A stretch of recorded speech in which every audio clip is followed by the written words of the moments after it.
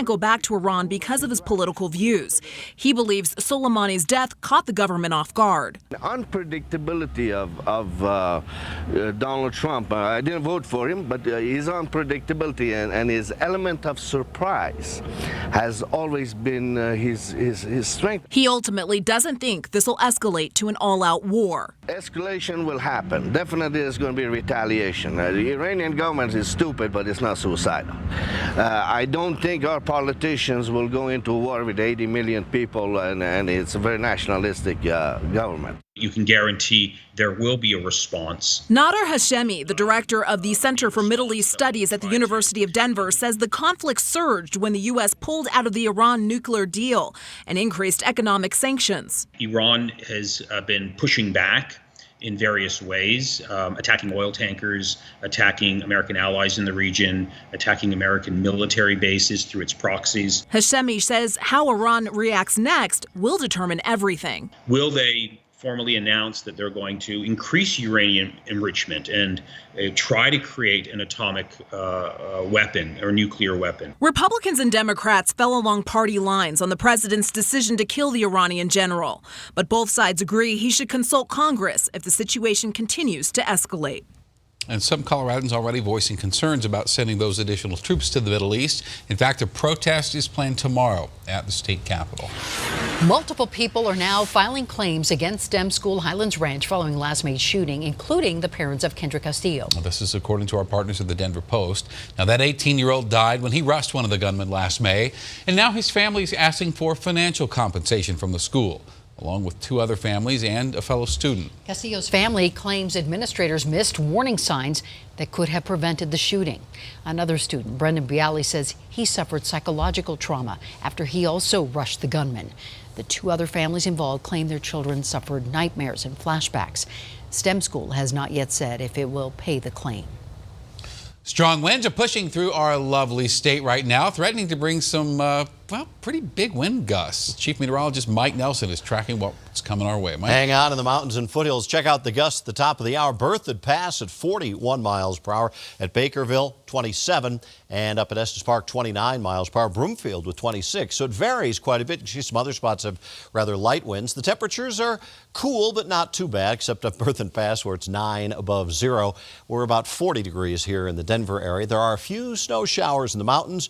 Out in the Northeast Plains, a few rain and snow showers throughout the afternoon. None of it will amount to very much. So headlines for tonight: mountain snow showers, a few showers in the Northeast Plains. The winds are bringing a nice warming trend for tomorrow, and after that will come the next chance for snow. Thank you, Mike. We'll see you a little bit later in the broadcast. City of Wheat Ridge has named its new police chief, Chris Murtha. He's a Denver native, currently working as a deputy chief in Prince George's County, Maryland. He has 23 years of experience in law enforcement, and the city has not yet said when he'll be sworn in. A Colorado representative is trying to fight a national effort to overturn Roe versus Wade. More than 200 lawmakers are urging the Supreme Court to reconsider the 1973 decision, which legalized abortion nationwide. All but two of them are Republicans. Today, Colorado Congresswoman Dianne DeGette condemned the move, saying in part, shame on the members of Congress who are doubling down on their efforts to overturn Roe v. Wade. There is no bigger threat to Americans' right to have an abortion than the current makeup of this Supreme Court. Now, the court will hear arguments on another abortion access case in March. It's the first time an abortion law will be heard since the Supreme Court had a conservative majority. United Airlines is looking to increase its footprint at DIA. The airline wants 24 new gates, increasing from 66 to 90. United says some of them will come from the existing gates and then some from the $1.5 billion expansion project at DIA. And that expansion is going to create 39 new gates to all three concourses split among the major airlines. And next week, a Denver City Council committee will consider United's proposal. And United has also promised to add 50 daily flights this year. The gate project is to be done in 2021. And that airport expansion will include more than just additional gates. That's right. Each concourse will get new restaurants, lounge seating, even an outdoor patio. DIA sent us these pictures today of what those patios should look like. Each will have outdoor seating, fire pits, and even a pet relief area. The B West Concourse patio is set to be completed by the end of this year, and all the others should be done sometime next year. Colorado jails overcrowded and underfunded. We don't have the space. Officials across the state have been begging for help, and now some could be on the way. We do the best that we can with what we have. Just a little rain and snow showing up on the radar. I'll let you know when Denver has the next chance for snow.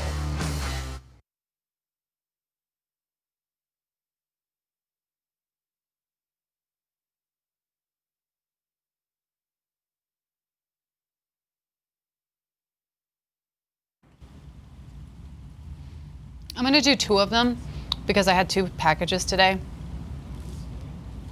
Yeah.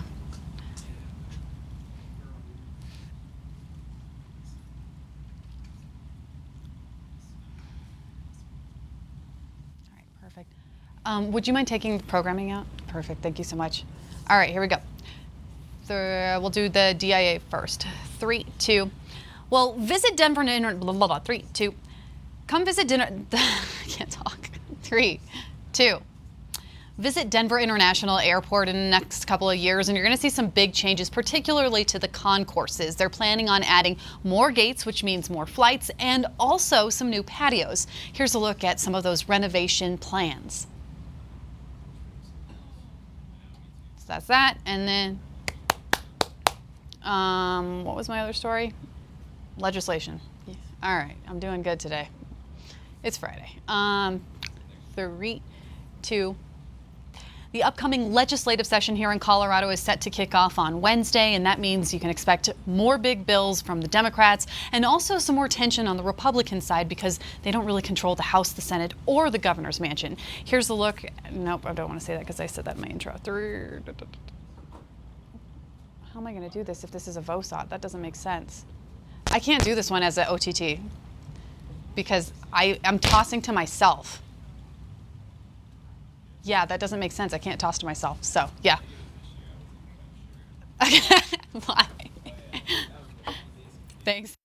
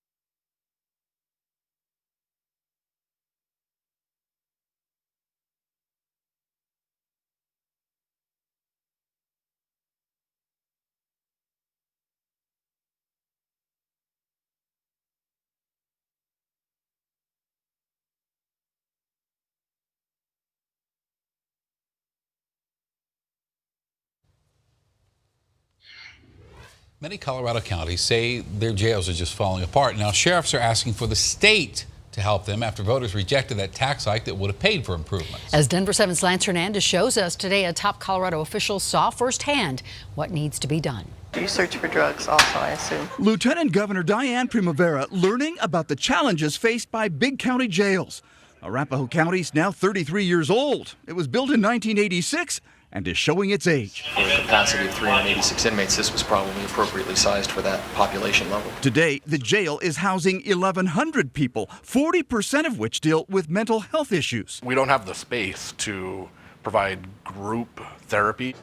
Voters turned down a proposal to build a new jail. The SO's administrative manager says they still have to do something because the lack of space is creating risk for officer safety, staff safety, other inmate safety as well. I asked if the state can help jails deal with overcrowding related to medical and mental health issues. One of our big goals is to try and keep them out of the criminal justice system in the first place. Primavera says the focus is on mental health and continuity of care. She lauded Arapahoe County for pioneering a new medication consistency pilot program, getting up-to-date medical records in real time. I talked to a family once and they had a loved one in jail and they wanted to bring the medication in because he was schizophrenic, and Of course, the jails wouldn't let them do that. Anderson says the sheriff's office isn't giving up its hope for help. It's important for us to let our challenges be known. I also think it's important for people to understand that correctional health care is a public safety and a public health issue, and we do have to get that addressed. Lance Hernandez, Denver 7. A measure to fund a new jail in Arapahoe County was defeated handily last November. In fact, 2/3 of the voters said no. Whole Foods is moving forward on the revival of its Denver location in Capitol Hill. The grocery store on 11th Avenue closed back in 2017. And now another one could be moving in and bringing a tap room with it. Whole Foods has filed an application for a liquor license and has a hearing set for next month. An architecture firm has also filed permits to renovate the current building, and that permit is still under review. Boy, our ski resorts are loving all this new snow. This is Steamboat this morning where heavy snow was coming down. Most resorts on the Front Range report more than a foot of new snow, but all the snow is also heightening our risk for an avalanche. The Avalanche Information Center lists the threat now as considerable in the Front Range, Summit, Vail, and Aspen counties. So please, if you're going to go up there skiing, especially in the backcountry, be careful this weekend. Although conditions, I'm sure, are beautiful up there right now. They're really nice. And tomorrow's going to be a warmer day, a drier day before the next round of snow comes in Sunday into Monday. But before we get that started, we talked a little bit about tornadoes last night. Check out some of those beautiful shots. And the gentleman that took all of them is the one in the upper right corner. That is Roger Hill, who's in the Guinness Book of World Records. He's seen more tornadoes than any other human being. Well over 800 tornadoes. On purpose. Fame. Yes, he's a professional tornado chaser. I've known him for about 25 years. He's also the chair of ChaserCon, which is coming up at the end of the month into the first couple of days of February. The Storm Chaser Convention brings in the top tornado experts in the world, and they'll be here in Denver.